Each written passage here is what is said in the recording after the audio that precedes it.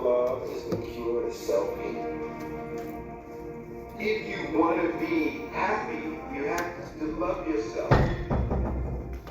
Self-love is the cure to feeling depleted, feeling like you have nothing left, you have no energy. Self-discipline is self-love. Your journey will have unexpected stops. It will have curves, it will have hills, it will have valleys, you will have sunny days, you will have rainy days. But you have to decide. If I encounter rejection, if I encounter frustration, I will not give up. You will find the calm, the peace, the hope, the faith, the courage, the expectancy you need to live. If you never get married, you will not. If you never pass that law degree, you will not. If you never become a doctor, you will not. If you never get married, you will not. If you never have a child, you are enough like you are. And that's why God created you. You are enough. The first thing you got to realize is that you got to love yourself. It's about self-love. Start understanding that if you're going to do something with your life, you got to fall in love with yourself again. The moment you start talking about self-love, you start seeing, you turn that lens inward, and you start coming in contact with your personal emotional history. Right? You start thinking, if I really love myself, how can I live a better life? It is time to be less selfish. It's all about you and taking care of you. Your mindset, your belief system is everything. And it is so powerful. And so I came all the way from Atlanta, Georgia to tell you, you were not a mistake, you were not an accident, you were here for a reason. I know you're going through some hard times. I know life at times might feel rough, or you might feel weird, or things might be frustrating, but it's not going to always be like this. Your condition is not your conclusion. There is so much more that's going to take place. There is so much more power that's inside you. If you make it in your mind, I choose to believe that I can do great things. And I promise you, my young friends, I got to a point in life when I was like, man, I got these teachers, they must really care. Like when you start having teachers that get diagnosed with cancer, or they still show up to school, one of my teachers had arthritis so bad, she couldn't even write on the chalkboard. Other teacher was going through a divorce, another one that just buried her child. I'm looking at all these teachers that's going through life just like you, just like me, but they kept showing up. So something inside my brain said, maybe I am worth it. Something inside me said, maybe I can do great things. For them to jump through all these hoops and go out of their way to kind of connect with me, for them to make these sacrifices, maybe it is possible for me. It's the same way with you. Good morning, everybody. Morning, Mr. Jones.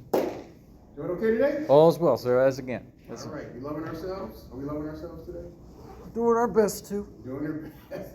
Yeah, sometimes, but you got to start there. Some of us don't even love ourselves, and we want other people to love us. You may want to address that situation first.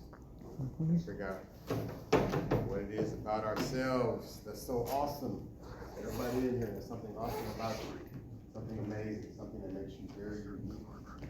Something that gives you the ability to add something to the world, to serve others. So, let's love ourselves. All right. Once again, I'll make these announcements at the end. I'll make them at the beginning as well. Today, we're going to try to attempt to finish Chapter 12, Psychological Disorders. Still a lot of stuff. Hopefully, everybody has your terms that were handed out Tuesday. Is anybody here who was not here on Tuesday? Okay. This is, of course, to save time, because we have so much information that waiting for you guys to jot everything down, not the best use of the classroom. There you go. So everything that's underlined in PowerPoint is right here. All right. Anybody? No. Everybody else? Yeah. Sorry, you were here, right? Yes, sir. All right. Today we're going to be focusing on the depressive disorders. So like on Tuesday, we talked about the anxiety disorders and the diagnoses that fell under that section. So today we're going to be looking at depressive disorders, which will include bipolar, a term probably everybody in this room has heard somebody use. She's so bipolar. So we're going to talk about what that really looks like. And we're also going to get into schizophrenia, what that looks like, personality disorders, and eating disorders. So clearly there's a lot to go over. Now, it's an important conversation. I'm going to have to say it again at the end, though. Your next quizzes are due on Monday, November 10th. Chapter 11, Health Psychology, and then this chapter 12, Psychological Disorders.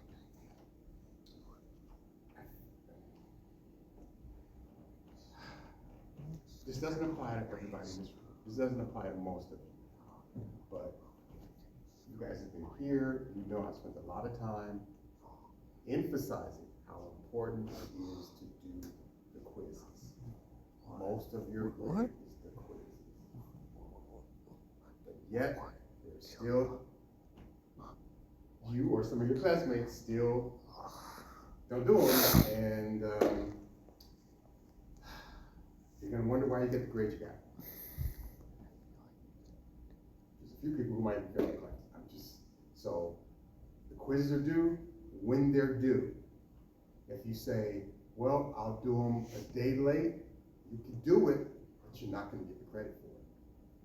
The computer, the way the system is set up, it lets you answer the question. Maybe you still want to learn the information, but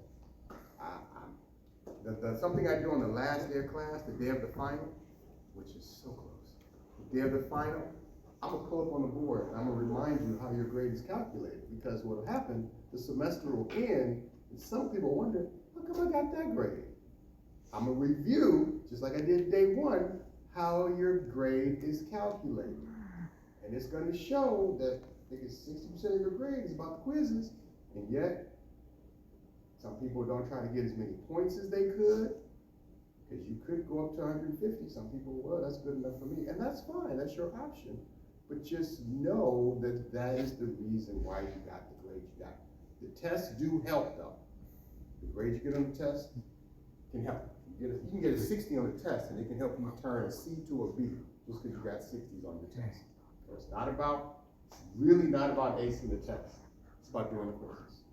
So I just want to remind you, because I've been doing the whole semester, when they're due, your next batch is due Monday. And after that, there's only one more set of quizzes left. So I would advise you to complete those. All right, any questions about anything? All right, great. We gotta keep moving. Now, originally, we got another announcement I'm gonna have to make at the end for the latecomers. You were scheduled for your test number 4 on Tuesday. But I've decided to not do that, because that would mean we were not going to be able to do a review, because there's no way we can finish this chapter today and do a review. Actually, not possible. Why not? Why not? Because it's not enough time. Dang. It's not enough time. So what I am looking at doing, I'm meeting with the dean after this class. Instead of 5 tests for this class, there's going to be 4. Oh no. So your next test will be the final. Now, what that also means is that there's going to be more information. The final will cover more chapters. So if we had our test on Tuesday, that was just going to cover chapter 11, health psychology, and this chapter, psychological disorders. But since we're not having a test on Tuesday, that means your final will cover questions from psychological health, our next chapter is the treatment of psychological disorders. And the last chapter of the semester is social psychology. So there will be questions from all 4 chapters on the final. I'm still going to keep it at 40 questions, though. I thought about making it 60 questions. I was like, no, I'm not going to do it. Unless you guys want a 60 question test. Anybody want a 60 question test? No, nobody wants a 60? What's wrong with 60 questions? Okay, fine, no 60 question test. Okay, so I'm gonna keep it at 40. Yes, sir. I checked my test grade on number 3. 65 out of 100 is not that good. But it's not gonna matter, because your grade, you know what your overall grade is right now, isn't it? You have a decent overall grade, don't you? Yeah. Yes, you do. And what's crazy, it can go up from there. Just make sure you do the last sets of quizzes. and study a bit more harder than Yeah, that. you are. I know what your grade is. I can see it because a lot of you guys, I already know what your grades are. Because I don't know how I can see it. Like I know what your grade is right now. You're right there for getting an even higher grade. Okay. So, Alright. so we're just gonna do fine, which that will allow us to do a really cool review activity at the end of the semester. And like I said, it's gonna have to revise it to cover 4 different chapters. Any questions about that? Unless you guys want to test on Tuesday? No. So, yes. Yeah, we're gonna do a review activity for the final. And as you know, if you're here for the reviews, the review will cover half of the test. Whatever the review activity is, and I think I already know what it is, half the information you should already know it because of the activity. Okay? All right. With that being said, I think we can go ahead and get into. Let me set something up because I do have a short video to share with you later that involves one of the conditions we're going to talk about. I'm going to go ahead and get that set up now.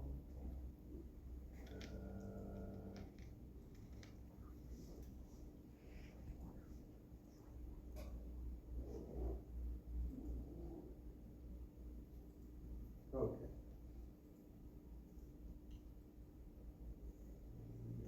All set there.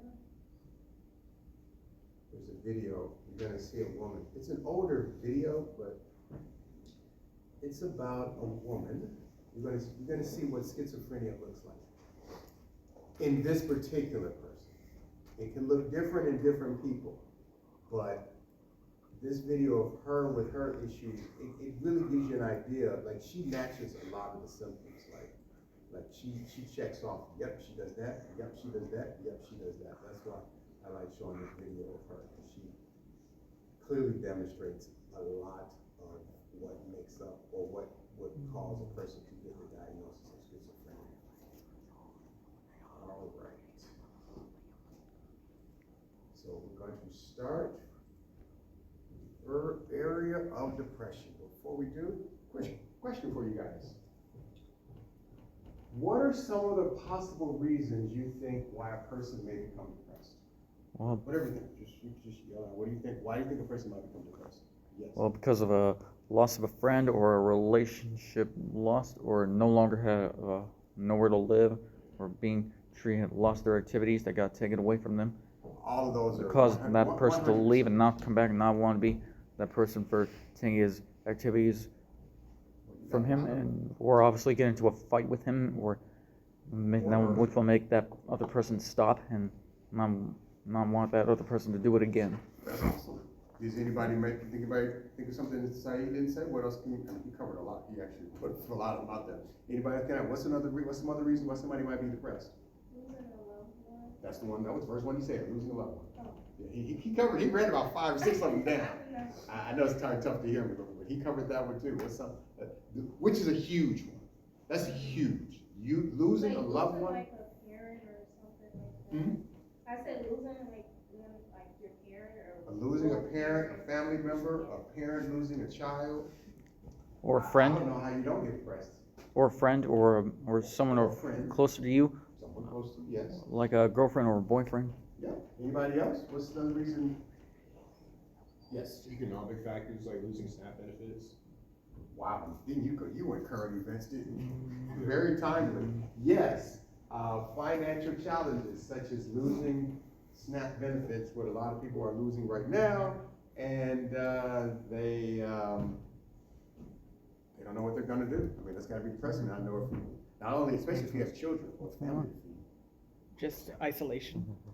Isolation is huge. Think of it like the hikikomori of Japan. You know what that is? No, please share. So basically, it's mostly a subset of young men who have basically locked themselves in the room and never come out. Yes, that is. We have a society right now where a lot of men, a lot of young men, especially, are lonely, and they have isolated themselves in their bedrooms, in their basements, where they're just keeping themselves company by whatever they experience online, whether it's video games, whether it's AI personalities, whether it's porn. That's a very unfortunate issue, and these people are, that could be a whole class right there. Yes, James. I just wanted to share my experience with isolation. Like, you know, my dad, he had isolation. Like, he wouldn't even talk to me at times. He would. Is this in the same house? Yeah. So you grew up with your dad, and he was still not necessarily talk to you? No, even that, yeah. Like, he would, like, I would be outside in the room, his bedroom, and I would be knocking on the door, like 5, 6 years old, begging him to come out. No. My mom was there. This was before the divorce and everything. My mom was there, and you know, my mom eventually just left with me, right? Didn't even say goodbye. Yeah, I'm sorry you had to experience that. A parent, you can grow up with a parent, that doesn't mean there's gonna be a connection with that parent. Unfortunately, I mean, my father was in the house when I was really young. I don't remember, I think I mentioned before, I have no memory of playing with him playing with me. I just have the one memory of him, you know, taking the training wheels off my bike. Going down a little hill and letting go, and like, oh my God, he let me go. Like, I remember that, but there was no playing catch in the backyard. There was no, let's go see a movie. There was, this is how you throw a football. I don't even remember him picking me up. Like, I don't have a picture with, I have one picture of me being a child and my dad is in the picture. Just one. And it's a picture, he's out on the sun deck, smoking a cigarette, like I have so many memories of him sitting there smoking a cigarette, listening to the Chicago Cubs baseball game. And I'm on my little tricycle, and I'm out in there, but he's not really paying any attention to me. As a matter of fact, he doesn't even want his picture taken, because in the picture, he's got the cigarette like this, and he's covering his face. That's the picture I have of my father and I together, with me as a child. And I have one other picture where we're together. I'm 17. I have 2 pictures with me and my dad. Just 2. You have pictures of you and your dad? Okay. All right, so let's look at some other reasons why people get depressed. And of course, struggling to find balance, whether it's balance between work and home life, just finding time. People get depressed because of school, family, work responsibilities, loneliness, discrimination, romantic breakups, feeling discouraged about the future, overall being dissatisfied with life, and what we've been talking about, being socially isolated. Yes. Also bullying, definitely. and things that you want that should have been done better in the past. Yep, and you could do some things better. Yep, all those and these and other reasons I mentioned are all reasons why people get depressed. So, by the way, who was Dr. Tuesday? Is anybody here Dr. Tuesday? Okay, you got your sheet, right? Everybody else have this sheet? Okay, good. This is, you won't have to take pictures. We have so much information, there's no time for you guys to take notes. All the things. Were you here Tuesday? Were you here Tuesday? Sorry? Were you here Tuesday? Yes. Okay, so you have, okay, good, all right. So. That is strong enough. This is where we left off right before this. So now we're on mood disorders, and we're going to be discussing the mood disorders that fall under the heading of depression. So, major depressive disorder, a severe form of depression that interferes with the ability to concentrate. Everyday living. It affects somebody's ability to make decisions, and affects sociability, meaning a lot of people who are depressed don't want to interact with other people. People who are depressed tend to want to be by themselves. Women were more likely to experience anxiety, as we talked about Tuesday. They're twice as likely to experience major depression compared to men. And unfortunately, the rates of depression throughout the globe are increasing. Not just America, but in other countries. Everybody's experiencing more depression. And I'm sure there's probably a variety of reasons why. Everything from political stuff and upheaval and poverty and wars and decision making, corrupt governments and the environment, and global climate change, and people not having food to eat. There's tons of reasons why depression is probably going up throughout the world. Now, on Tuesday, I brought that big old thick book called the DSM-5, which I mentioned that therapists, psychiatrists, they go through that book and try to determine what issues you may have.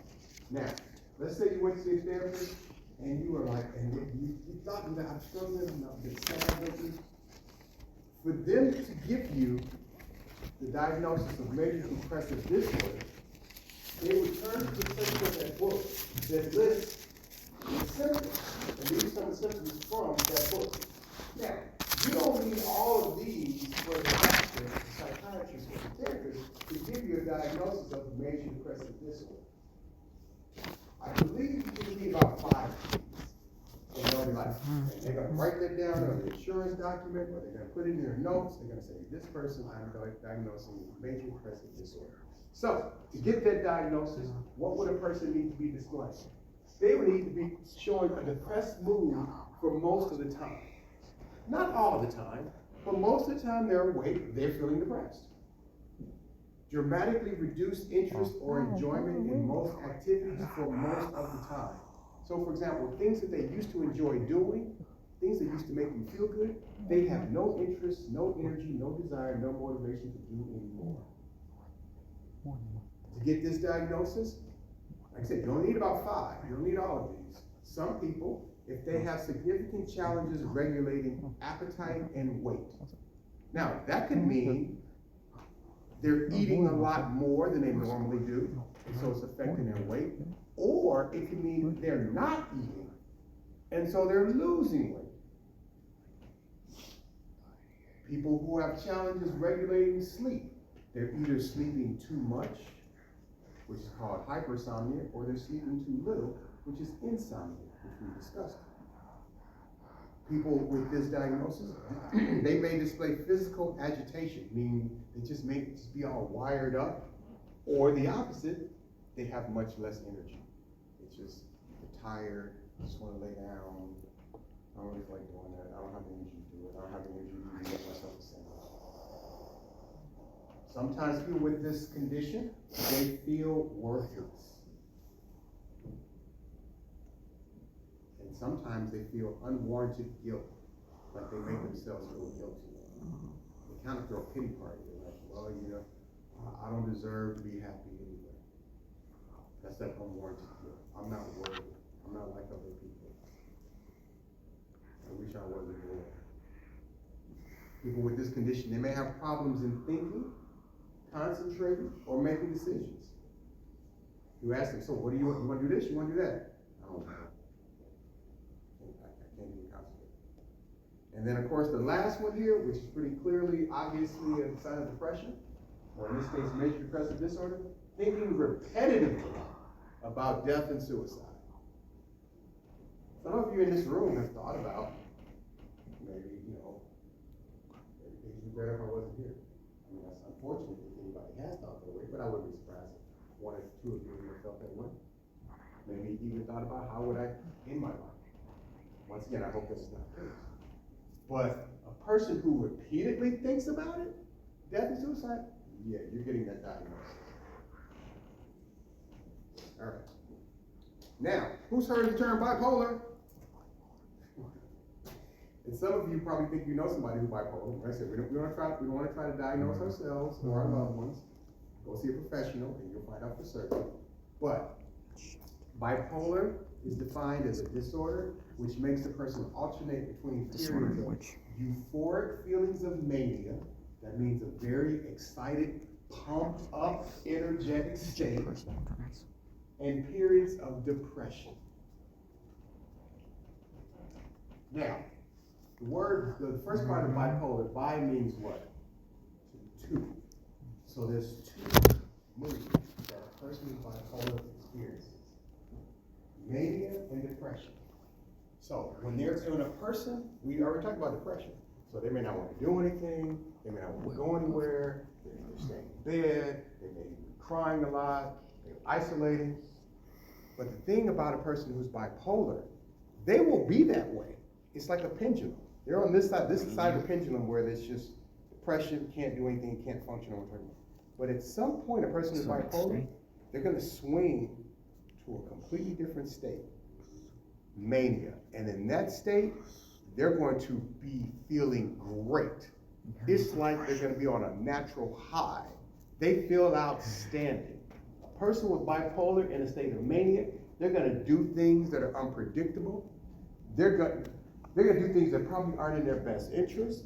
They're going to go shopping with money they don't have. They may take a trip that they know they shouldn't be taking. They may be promiscuous, which means they may be having sex with people who they shouldn't be having sex with, but they feel great.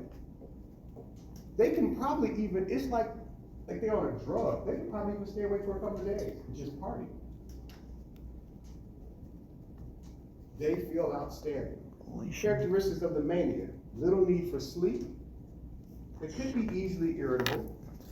Fewer sexual inhibitions. That means you're willing to have sex with almost anybody, or just being promiscuous. So, not a good state for a person to make decisions when they're in a mania state. You can't tell a person who's bipolar when they're feeling manic or mania. You can't tell them you shouldn't take that trip right now, or you shouldn't go out with him. He's a drug dealer. Like you're not gonna be able to make any headway with them because they're gonna feel they're good. It is really tough for people who are bipolar to benefit going to therapy. Let's be critical thinkers. Why do you think people who are bipolar probably are not good clients? Just put your critical thinkers here. Why do you think? Because you're so unpredictable. They are unpredictable, yes. It's not even, you can't even tell, like, at certain times. Yep. They definitely are unpredictable, and that makes it difficult to treat them. Anybody think anything else? Why would it be difficult to treat or to have a client that's bipolar? I'm not saying it can't happen. I've had clients who are bipolar. Yeah. Anybody else? Why would it be difficult to treat somebody that's bipolar? Put your critical thinking skills hat on. You got some critical thinking. Jordan, what do you think? You preach? I feel like you can't really cast judgment on them because, like, I feel like they would take things a certain way depending on what state they're in. They might take things a certain way, definitely depending on if they're feeling mania or manicky or if they're feeling depressed. Yeah, they're going to receive it totally different depending on which state they're in. That is absolutely true. Anybody else want to add something? So, one of the other reasons why they are difficult to treat in some cases is because when they're depressed, they're so depressed, they probably won't. It'll be difficult for them to go to therapy. They know they have an appointment at 4 o'clock this afternoon, but they're like, you get a phone call, I'm sorry, I just couldn't make it today. I haven't really eaten, and the depression prevents them from even going to therapy. Now here's the thing though, when they swing to the other side, where there's mania and they're feeling manic, they feel like they're on top of the world. Why would they think they even need therapy? Because they're feeling great. I don't need to go to therapy today. What for? There's nothing wrong with me. I am about to take a plane to New York though and go shopping in Times Square though. But I don't need no therapy. I don't know why I'm in therapy in the first place. Because they're in that state of mania. So, which is why a person with this, I know next week we'll talk about the treatment of some of these psychological disorders. This is clearly a condition that they try to get medication to help so that people can be more balanced, more in the middle, and they can go to therapy. This diagnosis has risen lately among adolescents, and it can occur for a few days, meaning the period swinging between depression and mania. It can last for a few days. It can last a period of years. And the people in this condition, the depression state usually lasts longer than the manic states. Show what that would look like in somebody's brain. This is actually a PET scan of somebody's brain. The yellow areas are where the brain is using more energy. So May 17th, whoever's brain this is, the brain scan, that's the depressed brain. It's more dark, there's only one area that has a little light. The next day, May 18th, they were in a manic state. The yellow shows how much energy the brain is using. So their brain is working overtime the next day. This is the spine, no brain scan. And then May 27th, 6 days later, their brain goes back to the depressed state. This thing, they even have less yellow than on May 17th. So they're more depressed here, based upon the stage, than they were on the 17th. So they crashed hard when they came down from their manic state. So when a person tells you or you hear about somebody with bipolar, this is a serious condition. And there's really not much, they can't control what's happening in their brain. Medication can help, therapy can help, but this is what they're dealing with. Really unfortunate condition. All right. As I said before, I'm gonna show you some people who are diagnosed with these conditions. These are people you may know who have a diagnosis of bipolar disorder. At the top, on the far left, one of the biggest pop singers of all time, Mariah Carey. She was diagnosed with bipolar in 2001. She told People magazine that she lived in denial and isolation for years. Woman next to her, we know her as Princess Leia. Carrie Fisher from Star Wars. She got first diagnosed bipolar when she was 24 years old. Next to her, another very popular actor, Mel Gibson, from a variety of movies, including movies. He, in a documentary, he disclosed he had bipolar. On the lower left, talented pop singer Demi Lovato, and actress, I don't want to shortchange her. She admitted herself into a clinic for addiction and self-harm, self-hurting herself, and it was there that she learned she had bipolar disorder. Russell Brand, a comedian, an actor, this is a movie called Forgetting Sarah Marshall, I like that movie. He's in Despicable Me. He was diagnosed with bipolar as a youth. And then finally, a very famous Nobel Prize-winning author, Ernest Hemingway. Throughout his family, a lot of people in his family have mental health issues as well.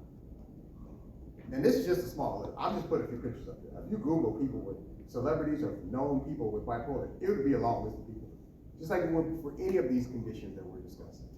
I'm just showing you a few people. So, understanding major depressive disorder and bipolar, as I've talked before, it's so much about how our brain thinks about things. So this situation at the top, hey, the person had a romantic breakup. So there's different ways you can view that. One way is going to lead to depression. That's not over there. The breakup happens. They say things like, I'll never get over this. Without my partner, I can't seem to do anything right. Our breakup was all my fault. Those type of thoughts are going to produce feelings of depression. But if somebody can somehow think like the other column, this is hard to take, but I can do this. I can get through this. Yeah, I miss my partner, but thankfully I have my family and my friends. They're still in my life. I still have them. It takes two to make a relationship work. Maybe this just wasn't meant to be. Maybe this person was just supposed to be in my life for this time only, for this short period of time. And if that person thinks that way, you'll be demonstrating successfully coping with that emotional hurt. Why do people have mood disorders like depression, bipolar? Often it runs in families. There's a genetic piece here. Feelings of loss are very difficult. Environmental causes that produce depression because of the amount of stress in a person's world. Cognitive or emotional reasons, learned helplessness, things like that. All right. As you can see, this should be in your little handout. Somewhere on the test is going to say why does depression occur twice as often in women? And then right there, you see the reasons why women experience depression twice as often. There's a pattern that's similar across cultures. Yeah. Higher risk for physical and sexual abuse, meaning women typically are, males are victims too, but more often it is women who are the victims of physical or sexual abuse. Women typically make less money than men. Men and women tend to use different coping mechanisms to deal with stress or depression. And there's biological factors such as hormonal differences. Women, hormonally, you guys go through different things. You can have that time of the month. You go through your cycle. And finally, potentially, there's differences in brain structures. We are not the same. You know how many times I'm with a couple in therapy and they have a disagreement. They're struggling with interacting with one another. And part of the reason that people don't seem to wrap their brain around is that men and women, we are not the same. Yes, we're human beings. Yes, we have a brain. Yeah, all the basic stuff, yes, we all bleed if we get cut. But we're still not exactly the same. We're just not. So therefore, our brains don't think the same. And so sometimes I have to tell a couple, he's a male, she's a female. Wait, you mean we're the same as literally every other species on the planet? Yeah, but our brains don't. But see, I think people think, like sometimes women think the man is supposed to think like they do. And sometimes vice versa. And maybe sometimes that is possible, but sometimes it's not. I mean, women have 2 X chromosomes. Men have an X and a Y. We're not the same. Society doesn't raise us the same. And so he's not affectionate enough. He doesn't blah, blah, blah, blah, blah. That's the way you could divorce him and you're with another man, and that man may not be that affectionate either. You have to learn to understand who it is we're with. And there are going to be differences, but it's okay that there are differences. It's great that 2 people are different and you can come together and make each other better. So it's fine that we don't see things here. We need to understand that we're just not going to agree. We're not going to see everything the same way. Women, I mean, that's just the way it is. I don't know what to say. All right. As far as depression goes, yes, a person can go to therapy. Yes, a person can take medication. But if you eat better, it can actually help. People who eat a heart-healthy Mediterranean diet, that's just a diet that has a lot of vegetables, fish, whole grains, olive oil. Not only is their risk of heart disease lower, not only is their risk of stroke lower, not only is their risk of cognitive decline as they age lower, but also depression is lower because all of those conditions are impacted by inflammation in the body. We get inflammation in our body, which is toxic. It's not good for our bodies or our brains. But if we eat healthier, we can get rid of some of the inflammation. Inflammation is what causes a lot of diseases and cancers. That's because we eat a lot of junk food. You guys grew up in a generation where there is so much more chemicals in your food than when I was your age. It's crazy. Especially in this country. It's not like this in other countries, but in this country, for example, when I was 15, Twinkies, I don't know if anybody even eat Twinkies anymore, but like those could be spoiled. Like you could go to a store, buy some Twinkies, bite into it, be like, oh my God, that's nasty. And you go back to the store, either give you your money back or give you some fresher Twinkies, because that's why they had the date stamped on it. But over time, like around the 70s and 80s, they started putting preservatives in our food, especially in our junk food, to prevent them from spoiling on the shelves. So now they can keep a Twinkie on the shelf for months after month after month, and it's not going to go bad because it has preservatives in it. When I was a young kid, I remember many times seeing the store owners taking the old stuff off the shelf. Twinkies, chips, bread, they would just take it all down because they're like, it's probably going bad now. And so they had to take, and they would just end up throwing it away. Now stuff has a great shelf life because of all the chemicals in it. And here's what's interesting. This last year, my wife and I, we went to the UK because I have a lot of family I haven't met that live in the UK, so I went to go visit them in London. They don't put the chemicals in their food, the preservatives, that we do in ours. They don't. It's like it's kind of forbidden. So over there. Oh, it is illegal over there. Yeah. So over there, if you go get a Coca-Cola, you go to the grocery store, you get Coca-Cola. It's not going to have all these chemicals and color dyes. It's going to have like 5 ingredients. Like for example, a lot of stuff that we eat has high fructose corn syrup. That's not in any of their products over there.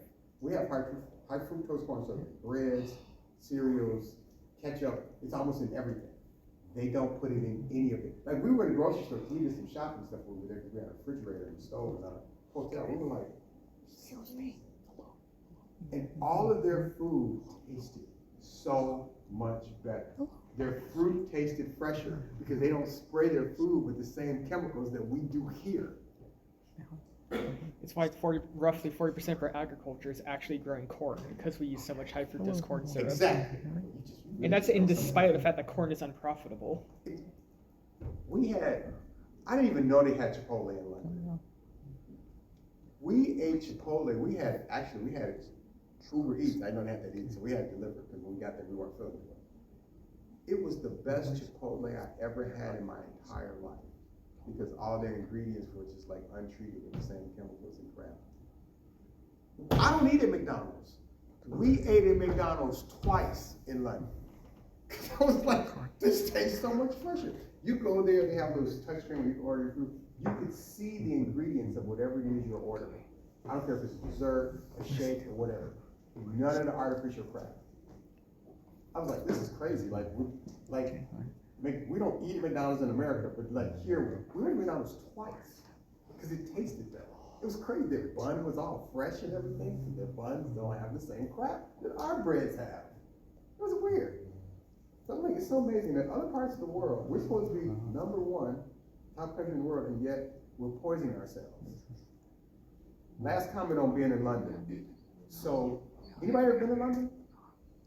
Okay, you've been. Okay, so. Okay. I've been to Europe, just not London. This will tie in with Europe too. I wanted to go not just London. So in Europe, yes, sir? I also wanted to go to London, not just that, also Southampton, Hampshire, and Reading, Slough, and Windsor, Berkshire, and Didcot, Banbury, and Wintage, Oxfordshire, and Peterborough, Cambridgeshire.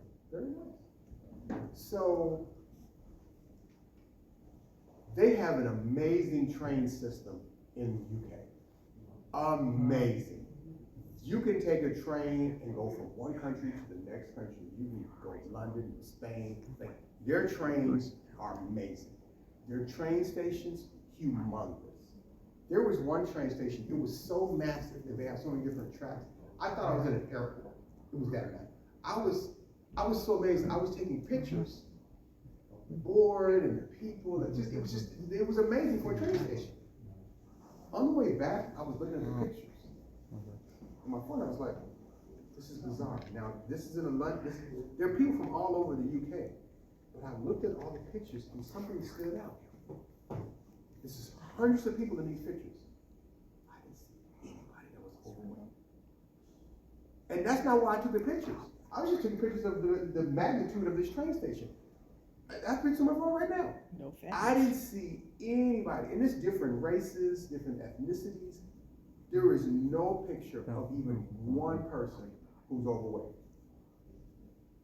And I think that's because their food doesn't have as much crap and artificial stuff as ours does. You agree with that? I agree. Yes. But I was amazed. I didn't. That is not why I took the picture to show that. But I was like, not one.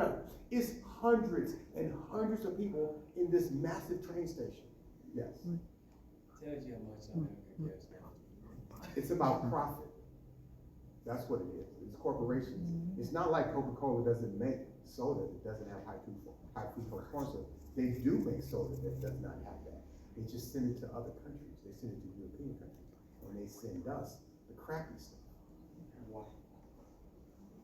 Because I'm sure it's cheaper when they put the stuff that stretches it out and make it last longer.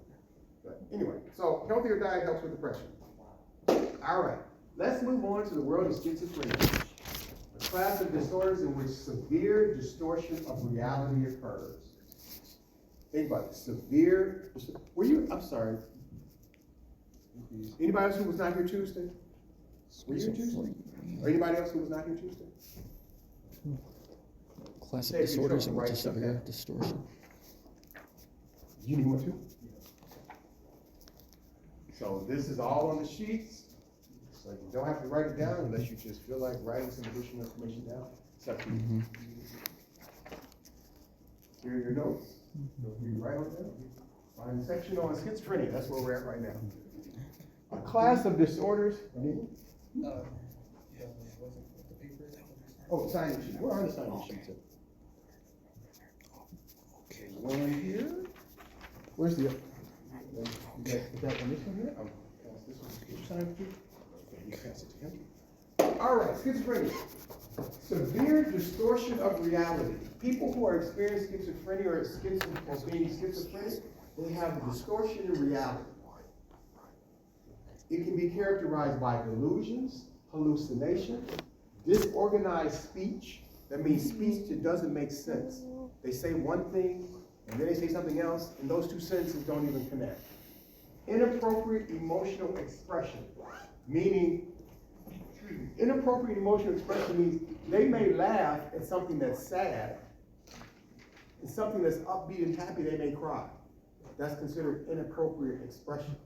And withdrawal, they may isolate themselves from one another. So, let me show you what this looks like in a person. Now, I'm going to go through these traits again. So I want you to look for these symptoms in this young lady. So, her reality is distorted. I want you to see if she sounds like her reality is distorted. Delusions are thinking you see things, so hallucinations are thinking you see things, delusions are saying things that are not real. Disorganized speech. See if she talks about one thing at one point and just out of nowhere there's a radical shift with something that doesn't even go with the other. See if she laughs when she's talking about something sad, or if she cries talking about something happy. Okay? So let's see if this is a person who has the diagnosis of schizophrenia. And this is just a short clip. It shouldn't take too long. Hopefully you can understand what she's saying. Now she's going to be saying some odd things. We can leave the light on. You're fine. Thanks, so appreciate it. Some of the things just aren't going to make sense to you. This is another guy with schizophrenia, but this is about the end. I get to the point where I don't want to live anymore because the mental process of the mind takes over. When I think I'm doing good for a while, something mental takes over and it scares me. Years ago, I didn't do that. Years ago, I didn't have to worry about that one thing. I was one less paranoid. I mean, one less crazy. I was one less crazy. I mean, years ago, I didn't have this new mental problem. I don't know what it is. I don't know what it is, but it's pretty scary.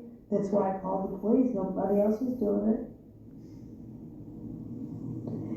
For those people at 7-Eleven, they're always on the phone talking about me. Always. Especially in the summertime, nice weather. They're always talking about me, calling hospitals, Barnes, St. John's. There's a lot of doctors at not 7-Eleven, Quick Trip. You know what Quick Trip is? There's always a lot of doctors and nurses going there making point like kill her or do something to her. Do you notice changes in your attention, with your illness? Huh? Do you notice changes in attention with your illness? I'm retarded. But do you notice having problems focusing attention or keeping your attention on things? Yeah. Tell me about that. I don't know. What was that again? When's the last time you felt good? I don't remember. It's killing me. It's keeping me from having a boyfriend, keeping me from drugs. It's killing me. Like in China or somewhere. I just believe if somebody's been suffering years ago, they should take an OD and die, because psychologically they may not want to take the OD, but to get out of their misery, they might. They fight it every night. And every day he's always fighting with me. Michael's always fighting with me. Drop dead, geek, retarded bitch. Oh, that stuff doesn't shit to me anymore. I'm so used to it. I do have a brain problem. But I don't have a brain tumor. There you go. That's a small example of a person who would be diagnosed with schizophrenia. Any thoughts about what you just said? Yes? Like, okay, I noticed that when she was speaking, she was going off into different, like, categories. That's part of the schizophrenia. That's the disorganized speech. The going around to different categories of topics. That's exactly what that was. And then, like, she was laughing, like, you know, her husband was saying all these things, Laughing at weird times. Yep. That's. Anybody else want to say something about that young lady? Yes. She what? Oh, that's part of the schizophrenia. You can tell something is wrong with her. It's like looking at her like she's like acting like, oh, like she was not good. Unfortunately, a lot of people who are homeless, some of them have a variety of diagnoses, including depression, anxiety, PTSD. But some of those people would probably be given a diagnosis of being schizophrenic or having schizophrenia. And there are different forms of schizophrenia. But yes, so when you see somebody walking down the street, talking to themselves, and people are like, what's wrong with him? He's crazy. No, clinically, he probably has schizophrenia. He's not crazy. He has a diagnosable condition. And because they think things, I mean, she thought people were talking about her in a Quick Trip.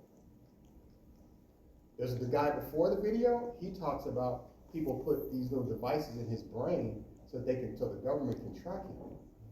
That's the video before her. He was only a couple decades off. Pardon me? He was only a couple decades off. Yeah, really, yeah. So they have there's a lot of paranoia there. So sometimes when you see them walking down the street and they might even be yelling at somebody, they might be in an argument with somebody who's not there. Leave me alone, stop following me. I know you're not from this planet. That's the delusional part. Their brain thinks something totally different. I guess famously, like, the thing is like, yes, the radio is talking to me. Yes, the guy in the previous video, he thinks like he's picking up radio signals because of the device the government put in his teeth. That's the guy before her in the video. Yeah. Okay, so I had this ex-friend who had schizophrenia. You got a friend who has schizophrenia? Yeah, an ex-friend. And Ex-friend. he would, I mean, he was medicated, but he would be off and on of his meds, but he wouldn't act like that. He would still be, you know, like, not professional, but here, but also, the only flaw he would have, he has He has what? temper. Temper. And, you know, you can see him restrained. You see it coming? He's big. You can see him restrained. Trying to control himself. Yeah. And I want you to keep in mind too, that's not every person who has schizophrenia that will look like that. His friend was a little different. Like, there's everybody. And some people who have schizophrenia do go on medication to try to help stabilize their mood. But unfortunately, schizophrenia, like other personality disorders, which we're about to go into personality disorders, there's no cure. There's no med that's gonna like wipe that out. So you just have to find the best way to cope and deal with it. And it's really difficult on the loved ones to have somebody in their family who has schizophrenia. I have not had a lot of clients with schizophrenia, but I did have one young man. He was Middle Eastern descent. He was about 17 or 18. He clearly has schizophrenia. But what's interesting, nobody knew. Like, nobody diagnosed him. His mother, he was seeing a psychiatrist. I was like, this is so obviously schizophrenia. I could not have a conversation with him. My goal would be to try to keep him on topic for more than 45 seconds. Because we'd be talking about something, he would say something, saying things that really don't make sense. Now, I said he's Middle Eastern, so he would say things like, you know, I'm just like Michael Jackson. And then I know out of nowhere, he may say, so what size shoe does your mother wear? Literally, out of nowhere, we could be talking, and then he'll just throw out Teenage Mutant Ninja Turtle. Those are all things that he literally, I'm not even, everything I just said were things that he did and said. Like, middle, out of nowhere, he would just throw something out. We weren't talking about cartoons or animation, we could have been talking about how did he feel today, and it would just go, Teenage Mutant Ninja Turtles. You know I'm really a black man. Like, he would you just never knew. I could keep him on topic for about maybe 30 seconds, and then his brain would just go somewhere else. And I remember going to the psychiatrist he used to see was in the same practice, and I was like, you know so-and-so is schizophrenic, right? She was like, yeah, I think so. I was like, did you tell his mother? She was like, well, you can tell her. I was like, no, you're the doctor. Doctors have priority. No, you as the prescribing psychiatrist, I'm gonna let you handle that. Because I don't know how a mother's gonna respond from hearing. Because she just thought her child was different. And he was different. She thought maybe it's because her father was back in India, that maybe that was part of it. No. Yes. I understood her. I followed along. I thought she made sense. The only thing I don't think was heard was her cry for help. When she started crying, saying it's killing me and nobody understands. Well, that's why she was being so. And so, although it's not that you can't understand what she's saying, that's not the issue with schizophrenia. When somebody says the government is tracking you, you understand what that statement means. But the issue with schizophrenia is the disorganized speech, meaning they talked about that, and in the next sentence, it's totally unrelated to what they were just talking about. Yeah, well, I do that. That's fun. But that's not It's like when I grow up, I'm gonna be a mermaid, you know? Yeah, but you can control that. They can't. Okay. That's the difference. You can decide, I think I'm gonna say this now. Or I'm gonna, they have no control of it. This is really awesome. That makes more sense. There's a movie that's based on a true story called Beautiful Mind. Has anybody ever seen that movie? Beautiful Mind. No one's ever seen the movie. It stars the guy who played in Gladiator. What is his name? Russell Crowe. He plays a very world-renowned mathematician. Brilliant. This is based on a true story. He was such a brilliant mathematician. He taught at, I think, an Ivy League, eventually an Ivy League school. He ended up doing some work for the government, but as time went on, his schizophrenia continued to grow, and he had all kinds of. He literally thought he was. Is that with Robin Williams? With the baseball? No. A beautiful mind. Anyway, but it's a great movie if you want to see another version of what schizophrenia could look like. I don't want to give too much of it away, but there's some things I want to say about the movie. Like, you might see it one day. All right. Schizophrenia appears to have both biological and environmental origins. So, like so many other conditions, it too is more common in families, suggesting a genetic factor. Biochemical imbalances in the brain and body can play a role. Yes, James? James? Did you have your hand up? Yeah. No, I'm saying, in relation to the video, because, I feel her, because I have two aunties on my dad's side who are schizophrenic. You have to say yes. You said two? Yeah. Okay. They act just like her when they're off their meds. And it's like, it's hard. Like with her, it's hard to follow along with. I mean, I'm used to it, but I'm like. Did you say both parents or one? Huh? You said who's in the family? Two aunties. Two aunts. Yeah. And like, I try to follow along with them because It's tough, isn't it? Yeah, with her crying out, like, I feel bad. I want to, listen in, either therapist, which I'm not equipped to do, but It's more helpful if they're taking their medication. That's helpful.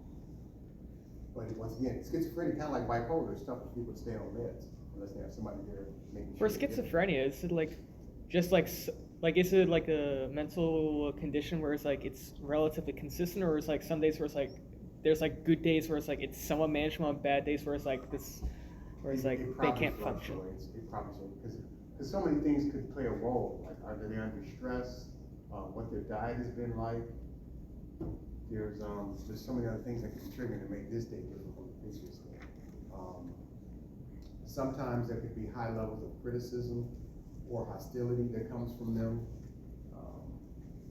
Yeah, so it's an unfortunate condition. So from there, let's talk about personality disorders.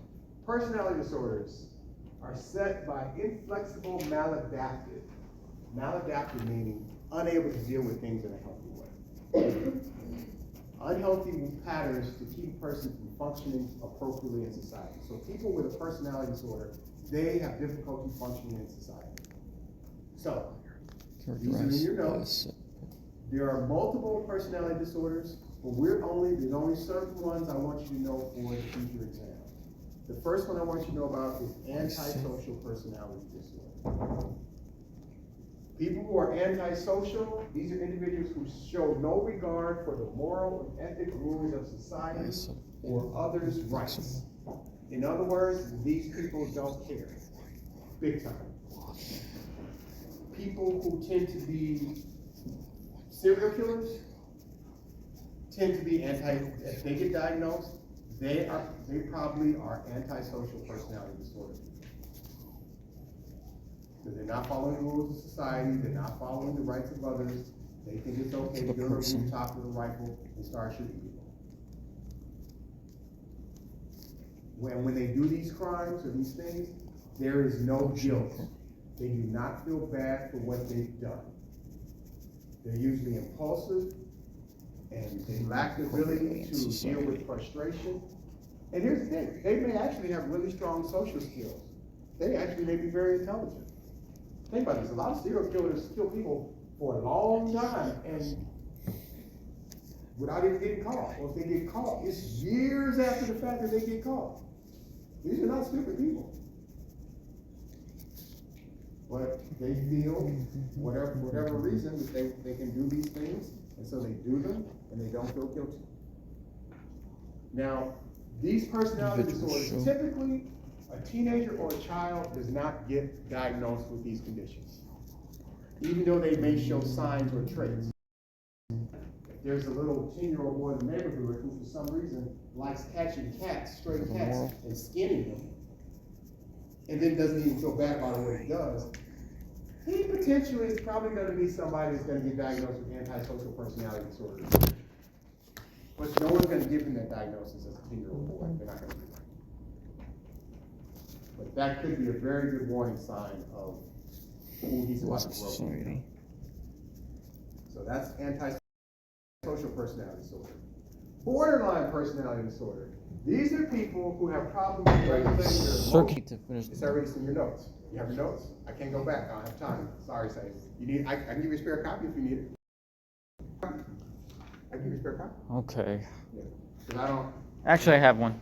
You sure? I can get you so you don't have to dig it out. Okay, there you go. All right. So people have their thoughts, they have reckless thoughts, reckless behaviors. These people have major problems with relationships. Like somebody say, she's so borderline. Okay. Let's talk about what this really means.